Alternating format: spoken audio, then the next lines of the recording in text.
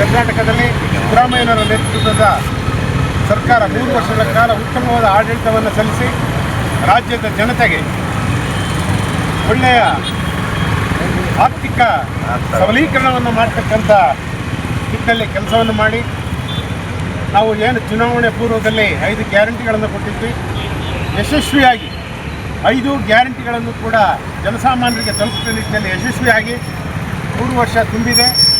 ಅದೇ ರೀತಿಯಾಗಿ ಕರ್ನಾಟಕದಲ್ಲಿರ್ತಕ್ಕಂಥ ಎಲ್ಲ ಜನತೆಗೂ ಕೂಡ ಸುರಕ್ಷಿತವಾದಂಥ ಒಂದು ಸ್ಥಿತಿಯನ್ನು ಕಾಂಗ್ರೆಸ್ನಲ್ಲಿ ಸಿದ್ದರಾಮಯ್ಯರ ನೇತೃತ್ವದ ಸರ್ಕಾರ ಕೊಟ್ಟಿದೆ.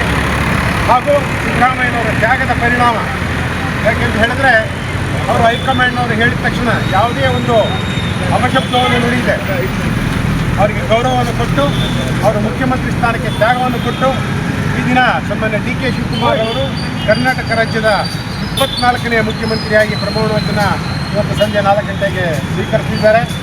ಅವ್ರ ಜೊತೆಗೆ ನಮ್ಮ ತುಮಕೂರು ಜಿಲ್ಲೆ ಹಿರಿಯರು, ಸರಳ ಸಜ್ಜನಿಕೆಯ ಪ್ರತೀಕವಾಗಿರ್ತಕ್ಕಂಥ ಡಾಕ್ಟರ್ ಜಿ. ಪರಮೇಶ್ವರ್ ಅವರು ಉಪಮುಖ್ಯಮಂತ್ರಿಗಳಾಗಿ ಪ್ರಮಾಣ ವಚನವನ್ನು ಸ್ವೀಕರಿಸಿದ್ದಾರೆ. ಆ ಒಂದು ನಿಟ್ಟಿನಲ್ಲಿ ನಾವು ಇವತ್ತು ಸಂಭ್ರಮವನ್ನು ಆಚರಿಸಲಿಕ್ಕೆ ಬ್ಲಾಕ್ ಅಧ್ಯಕ್ಷರ ನೇತೃತ್ವದಲ್ಲಿ ಅಪಾರ ಸಂಖ್ಯೆಯಲ್ಲಿ ಬಂದಿದ್ದೇನೆ.